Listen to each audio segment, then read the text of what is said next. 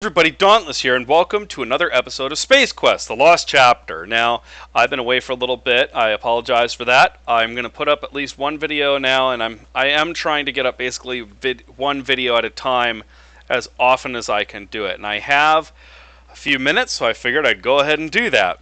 So, we were trying to check out this cave, and one of my fans, one of the thousands of fans I have, suggested that I use the very obvious search option, which I have to admit, that was the word I was, that was the word I was searching for that entire time before, but I just couldn't think of it. I was like, look through, reach, I knew it, something like that, but yeah, search. So, search hole. You decide to explore the strange-looking hole. You stick your hand into the hole and poke around. Something you janitors have down to a perfected science. Oops! What's that? There seems to be something in there. Slurp! Well, I don't think you'll be coming out of there. It's a shame you got carelessly... Oh, I'm sorry. That is correct grammar. I'm like, got careless? It's a shame you go carelessly sticking your hands into things. You should have known better. You are now dead. Let's see. There. Okay. In case you're curious, I tried to record this video before, but it failed on me a couple times, so I ended up not being able to use it, and so, yeah, there's a little bit of this I've already done. Enough to be able to say that, well, I'll show you before I mention anything. You were underwater. You were at the edge of the swamp. I can't surface here.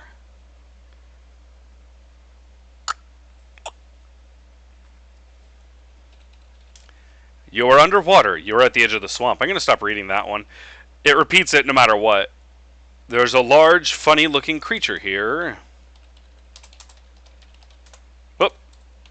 That is not how you spell it. It looks like a water anemone. A harmless creature that's not very interesting. You don't catch on too fast, do you? Not only would it be a waste of time to get the anemone, but it probably wouldn't even fit in your pants. This is an adventure game, though. As big and expendable as they are, your pockets do have limits after all. Next, you'll want to pick up an entire shuttle or something. Jeez. That would actually be a hilarious game mechanic to put in an adventure game. Note that down. Anybody who's out there developing stuff, literally have a moment when your character picks up an entire shuttle and puts it in their pocket. That would be great. Oh my goodness. That would be actually kind of a clever satire of adventure games right there. They should have done that in a...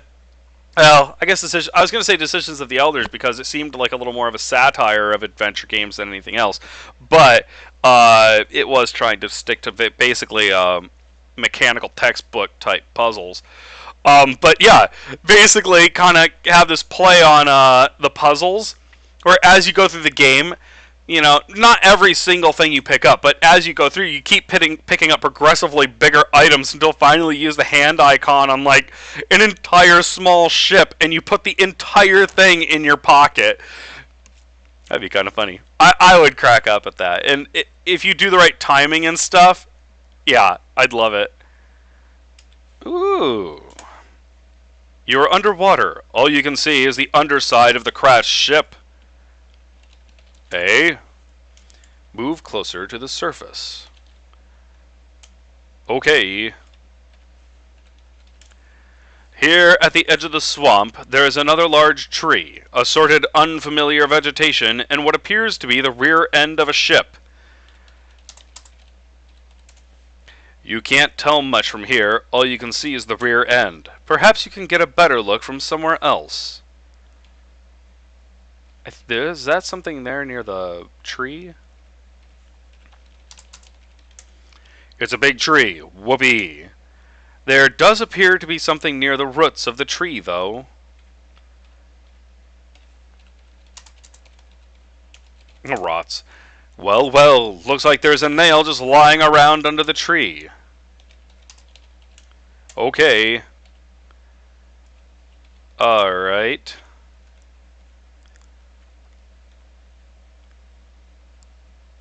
Oh, right. I can't go by there, so... Is that a hole in the side of the ship, or is that just a piece hanging down? You can only see the underside of the back of the ship. It must have crashed here a long time ago. Well, alrighty then. You are under what? Okay, the underside of the crashed ship. There seems to be quite a bit of ship underwater. Though covered with some of the local marine life, the hull does seem to be mostly intact. Oh, I was about to say, does that mean we're going to take the thing off? But I think that means there's no way to, like, crawl through.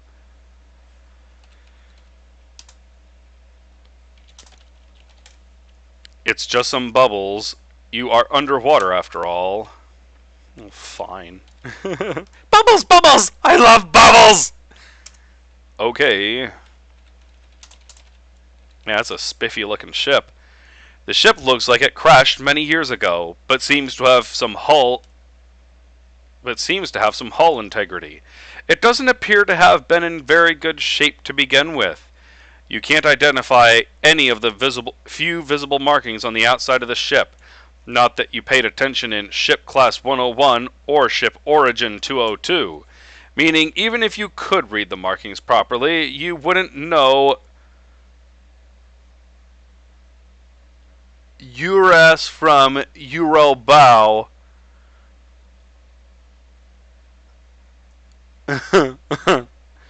Species differentiation wasn't even your strong point. Though since Corona and Vohal, you could probably spot an Orat, a Syrian, or an insurance salesman 50 miles away. I'm glad I figured out at least something. Well, you know, there's the Labion Terror Beast. There's a few things I could recognize. There's a door there. The door of the ship has a small hole from a blast of some kind. It is still closed tightly. What? Where? Okay, fine. You're not going to let me do anything. I'll just keep swimming. Oh, boy. There is quite an array of plant life here. You can see the front of the crashed ship from here. There is a large purple plant up on the swamp bank. Okay, so I was going to say before that I might have mentioned it, but maybe not, that the game does get a little wordy at times. And I mentioned before about how if you look at something, was it in the last time I tried to play this? No, it was in the last part. When you pick up the apple and you try to eat it, and it does the eat, take, look at. Like, it does like 3 different actions all at once. It gets a little wordy. So instead of splitting something into separate text boxes, what they could have done is maybe make it basically one single box and just use sort of, I don't know, I was going to say fruity, but not fruity, but just use better, well, I don't even want to say well-written language, because that would imply that what they're saying isn't well-written, and what they're saying is well-written. It's just abrupt, right? It's broken into these little parts, and so, you know, there's a lot of plant life here, block. The front end of the ship is here, block, and then, you know, there's a strange purple-looking plant.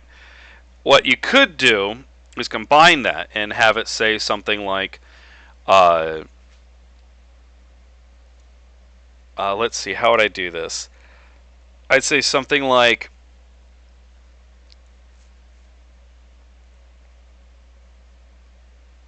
the many different the vast I would say the vast array of different types of vegetation is punctuated by a strange looking purple plant sitting on the shore. Additionally, the front end, you can see the front end of the ship is buried or is submerged halfway in the water. But you see, it just a little bit more flow. Obviously, not exactly like that. Coming up with stuff on the fly isn't exactly my strong suit, but I would say something like that. The vast assortment of vegetation is punctuated by a strange and large. No, switch those. A large and rather peculiar-looking purple plant sitting on the shore. Additionally, you see the front end of the crashed vessel here, submerged halfway in the swamp. You know, something like that. But anyway, that's just me, talking here. It's a large purple plant, like you didn't know that before. It's an interesting looking plant, but it's not like you could talk to it or anything. It's a plant. You can't use a plant. Well, unless you try eating it, and that just isn't very smart. I'll just save over that. Okay, I'm gonna just see if I can go this way. Oh, good lord. There is a large tree to the south. There are lots of trees here, and no, you can't see anything interesting about the big tree either. It's just big. Okay, let's go check out the purple plant really quick. You notice the purple plant moving. It seems the large plant has been alerted to your presence and is responding. Could it be that you found your first intelligent life form, Roger, on this planet? You tremble with excitement sorry, I am a little bit of a a little bit of a spelling and grammar stickler over here. It's just a little more obvious if you're playing a game and you notice it. You tremble with excitement as the plant opens up to greet you. Well, maybe that's not what you had in mind. Apparently the plant has seen you as a food source and has taken you into its insides for slow digestion. And it was such a pretty plant, too. Well, you're dead. Again. This planet just doesn't seem very safe now, does it? Well, you ponder that in the afterlife while I find something better to do. You are now dead. Okay. Well, we'll try going around this little sucker. Oh, can I go in here? No, I can't go that way. What about over here? Nope, nothing over there. Can I go this way from here? Maybe if I stay far enough away. Okay, good. I can get by it! And there's nothing there either.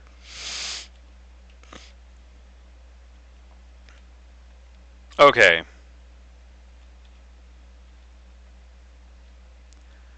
Okay, so... there's nothing over there.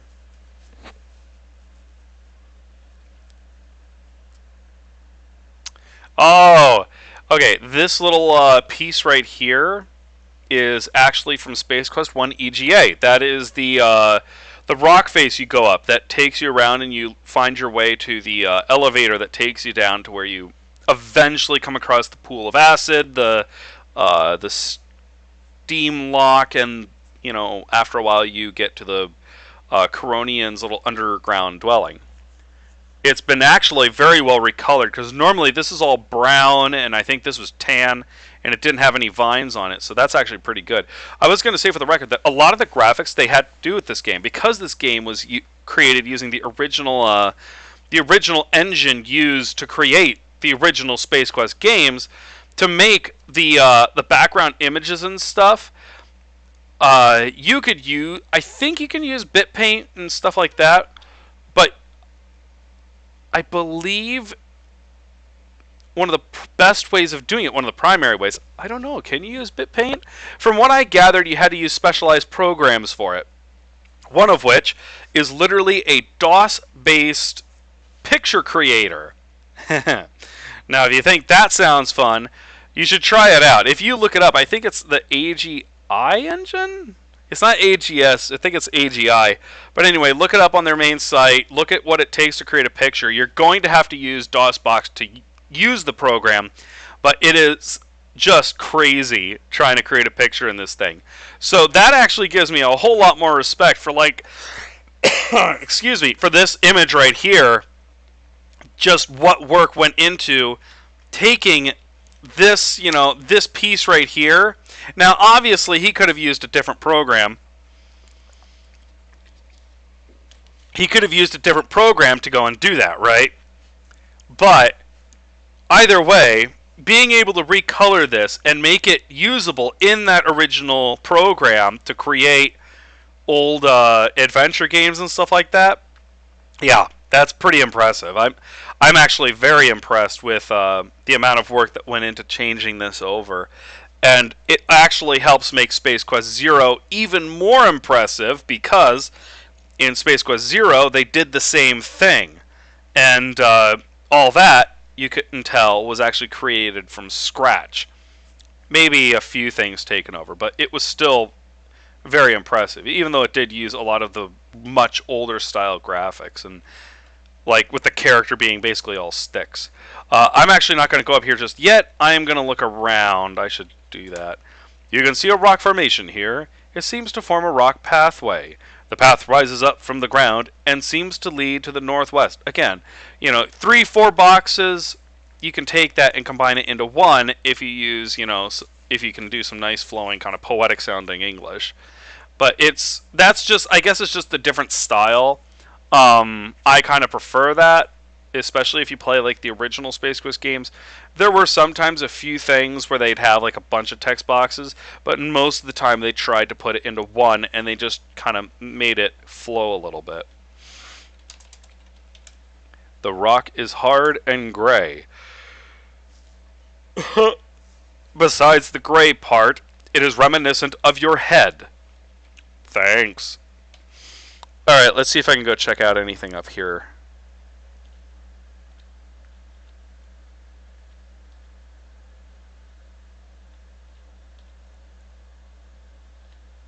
Yeah.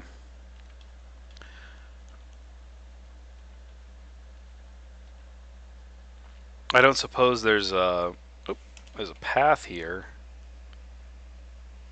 Nope, nothing there. Okay, I guess this is another thing that I was going to mention, and I can mention it now because you're starting to notice, possibly, just how many rooms there are in this game. And excuse me, oh my goodness, I think I got dust in my lungs or something. But and now I'm yawning. Wonderful. If you look at this game, look at how many rooms there are. And when I say rooms, I mean like different screens you go into. It's enormous. It's huge. Like, I don't think I've really solved a single puzzle. No, I haven't. I haven't solved a single puzzle. I've just been exploring the planet this whole time. Like, I figured out a few things. I've gotten, what do I got in my inventory? I got nail, fruit, flower. Oh, I figured out how to breathe underwater, which allowed me to explore more of the planet. And I got a key card. Why is there a key and a key card? Stone. I got a whistle. Oh, that's a whistle from Space Quest 2. I got the worm, mold. That was the solution. Translator from Space Quest 1. Lighter from 2, the cutter from Space Quest 2, the gem from Space Quest 2, and the gray code card. What's the key in the key card? This key looks to be made rather crudely.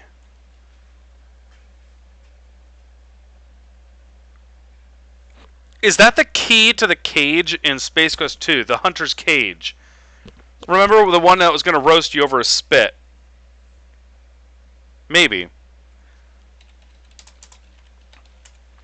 It looks like your average key card.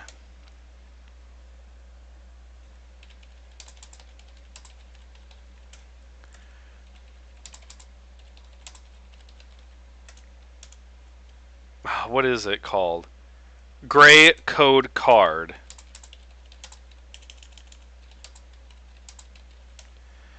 This is a gray code card. It's like a key card, except it holds one specific code for something programmed into it. Alright. But yeah, they've got a ton of area to explore. And I haven't really solved any puzzles. All I've been doing is just exploring. And if you think about it, just look at the amount of space I have to work with here. Normally, I can... It makes it easier for me when I'm exploring stuff if there's only a few rooms. Because obviously, if there's only a few rooms, whatever you're doing is within those rooms. You're walking along... You are walking on a rock pathway. The path leads to the west and the east. It's a good way up from the ground below. Part of the path narrows in the center and no longer makes contact with the ground. This all looks so familiar, though, you can't quite put your finger on where you've seen it before. They always warned you that exposure to all these experimental cleaning fluids could affect your memory. But you never listened, not listening being an old habit picked up in school. Come to think of it, who said that? You forget. Funny. But yeah, basically, there are so many rooms, and some of them, there's nothing you're doing here. There's absolutely nothing to do. You are literally just exploring, and there are rooms there to create kind of an atmosphere, I guess, just transition points, kind of like this one right here, where it's a Space Quest 1 reference, that obviously the EGA version. But I think yeah,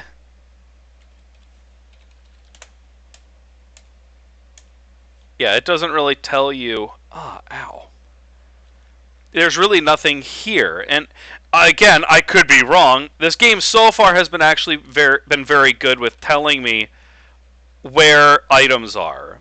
So if there's something I can look at or mess around with, this game has been very good with telling me that it's there.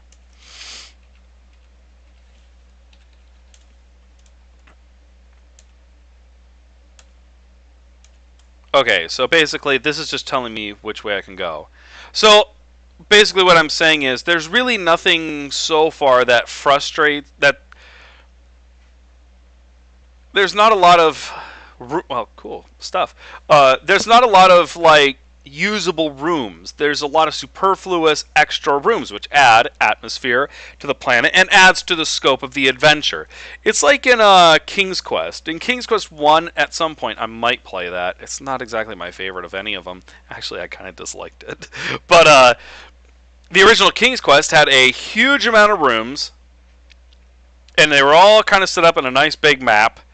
And you would go from room to room and look around, and I think a lot of those rooms, though, you had stuff you could look at. You had stuff you could do. There was some where there was literally nothing, but they did a pretty good job of making sure that, you know, you could tell the extra rooms from the not extra ones. This game, on the other hand, has a crap ton of rooms. They're set up more... There's no... It's not like it's in a square pattern or anything. It's just... You're exploring this jungle and this planet with all this weird stuff, and there's a lot of things that can kill you, which is actually kind of nice.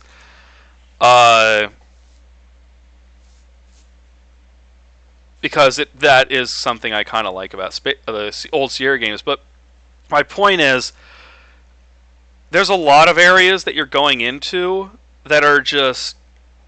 There's so much! There's so much to deal with. And sometimes that's not a good thing, because you can be sitting there running around with your, you know, like a chicken with its head cut off for, you know, God knows how long, and it's kind of overwhelming.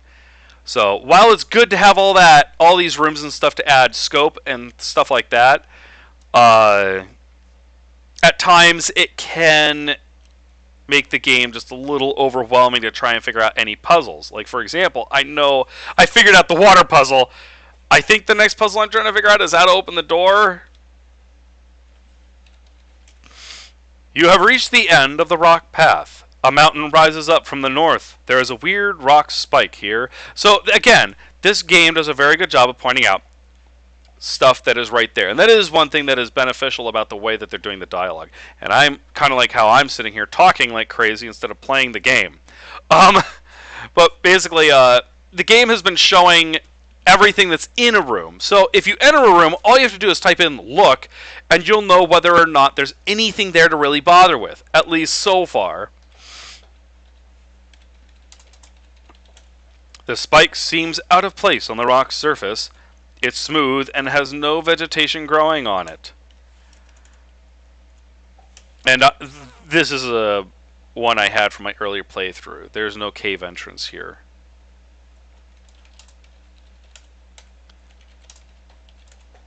You are too far away from the spike to even try to pick it up. As you get near the strange spike, you are startled by sudden movement. The spike appears to be a living creature. It promptly starts running about after you disturbed its sleep. Come back here! I want you!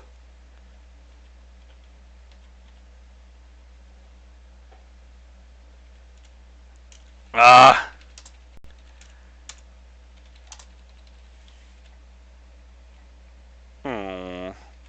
Don't worry, buddy. I don't want to grab it while I'm behind something there. There.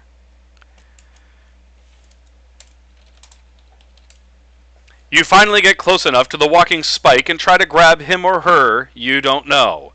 You move around to a good position and get ready to pounce on the hapless little creature, who incidentally was minding its own business until you came along and scared it half to death. Very smartly and slyly, I might add, the spike trips you up. Oh! That little bugger. Having been tripped by the spike, you fall face first into its body. You are impaled on the spike and start bleeding profusely. Your weight prevents the spike from moving. Too many dry frozen chocolate moo-moos on your part, so the spike just sits there. My guess is it will wait till you either get eaten by some other animal or rot enough for it to free itself from your heavy, leaky body. I don't think waiting is a problem for this guy. You, however, bleed slowly to your death, having many hallucinations before you eventually kick the bucket. One of them includes large robots and lime jello. The things you think of, Roger. You lose consciousness and die while in one of those fantastic hallucinations. At least you die semi-happy. I mean, how happy can you be being dead and all? That'll teach you to try to put wild animals in captivity, even if the captivity in question is your pants. Actually, that might be worse than a zoo. I can't remember the last time you washed those pants. Or took a bath. P.U. Stinky. Did you know you even have mold growing in there? Jeez. You are now dead. The dialogue in this, as I mentioned, sometimes there's a lot of dialogue. Okay, so I'll just head over here. What is they say a mountain, right? A mountain rises up from the north. There's a weird rock spike here. Okay, we'll leave the spike alone. You grab onto the mountain and using the old worn steps as hand and footholds, you are able to climb the mountain. You see rock, lots of rock. Well, it could have something to do with the mountain, which is made of rock, that you are climbing on. Just watch where you're climbing and try not to fall, okay? Okay.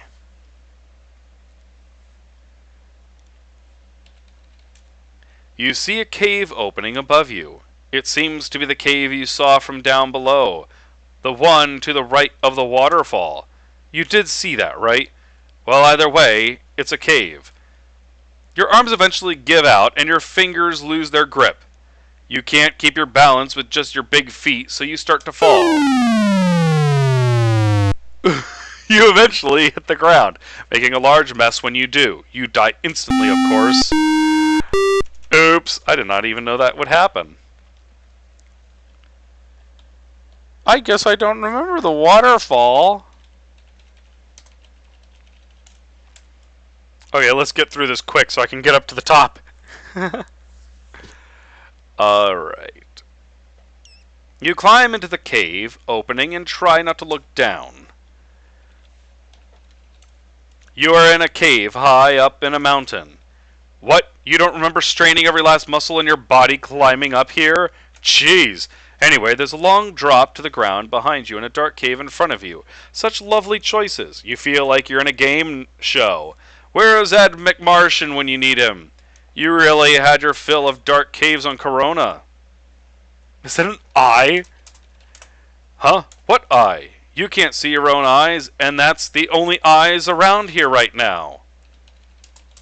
Okay, fine. I'll wait until it comes out. I'll look at the eye, and that will be the end of the part. The eye belongs to something, but you can't see far enough inside the cave to tell. The eye keeps looking at you, though. It's creepy. Alright, so I'm going to save here. And now you see why I had the outside the cave save. Okay, so I'm sorry this part actually was a lot more wordy than I normally try. I normally want to try and just complete stuff and just finish at least a few puzzles. But as I mentioned, this game has so many rooms. It's just there's so much stuff. Now, at the same time, it would be even worse if everything had the ability to be looked at. There's a lot of rooms, but there's not a lot of how do you say, activatable? Usable? There's not a lot of usable sections or pieces to look at. It's like, here's a piece of jungle. There's a tree. Look at the tree. There's not much else other than that. You can look at the rocks, but there's, that's it. Here, you got a cave, and you got the mountain, and you got an eyeball. There's not a gargantuan amount of extra stuff that they have you looking at, which does help with how many rooms there are. So you're not going to go into a room and spend 30 minutes sitting there looking at everything. You're going to go in, look at what they point out when you use the basic look command, and that's it. So that kind of helps out. At the same time, unfortunately, as I mentioned before, man, I'm kind of like, I just entered this room and I have no idea what I'm supposed to do here, and I don't know if there was something way back there that I was supposed to do.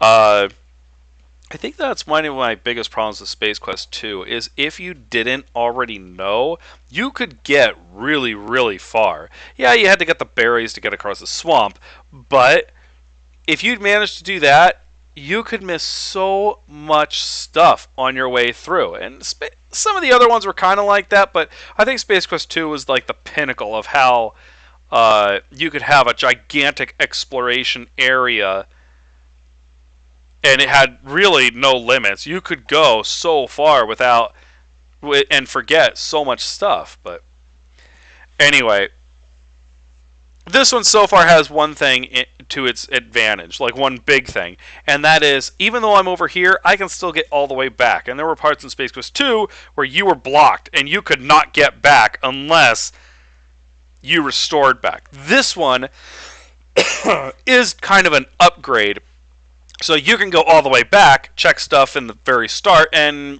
search the whole area. It does make it a little more of a overwhelming, but at the same time, at least if you do think you missed something, you don't have to restore all the way back and then figure out everything on your way through. But anyway, thank you everybody for dropping by. I really appreciate it. I'm sorry I'm not posting up videos as fast as I did before, but hopefully, I'll keep posting them, and I'll try and put them up as often as I can. Not really much to update on the fire department thing. I'm basically doing a lot of training right now. There's a lot of books and stuff like that. Basically one big book. And I've been on a few calls, but basically, since I'm still in training, I've been doing it for like 2 weeks now. No, wait. It's 3 weeks now. Yeah, it's been 3 weeks. All I'm really doing is going in the truck or with... or basically, if they have extra space, then I can go along. If not, I don't go on the first truck. I wait until the second one, and then I can go along. And generally, there's somebody there that explains stuff to me and gives me kind of good advice and stuff like that. And I've been with a couple of the head guys. I've been with a volunteer, like he's like a brigade chief volunteer. What is that?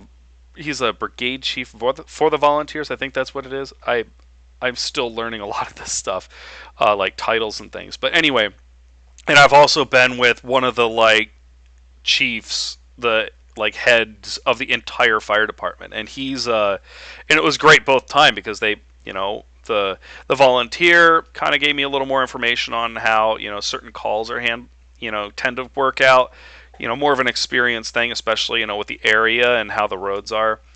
And the brigade chief, the head guy, the big chief, he talked a lot more about how the how you need to learn the roads and stuff like that, and good ways of how to learn the roads and stuff like that. But it's mostly just a lot of training and stuff like that. So I haven't dealt with any fires or anything like that. I have ridden in both engines, the regular engine and the ladder truck, which amusingly, apparently, they don't use the ladder very much.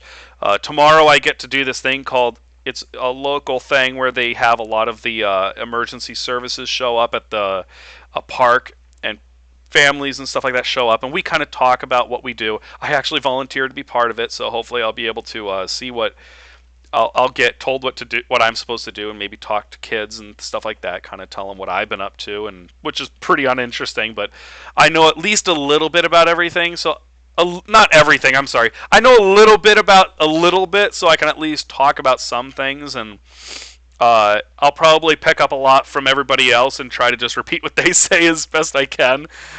Basically, learn from everybody who's already been doing this for a while and try to put it into practice as soon as possible so I remember it with my terrible memory. But anyway, that's basically it there. But anyway, it's been a lot of fun, honestly. I like the studying, and I get to spend a lot of time in the station because I live so close to it. I can basically drive over there, sit back in one of their studying areas. It's really not a studying area. I go into the main meeting room, and they've got some easy chairs, and I sit back in one of them and do my studying because it's nice and quiet and stuff, and there's no dog to distract me.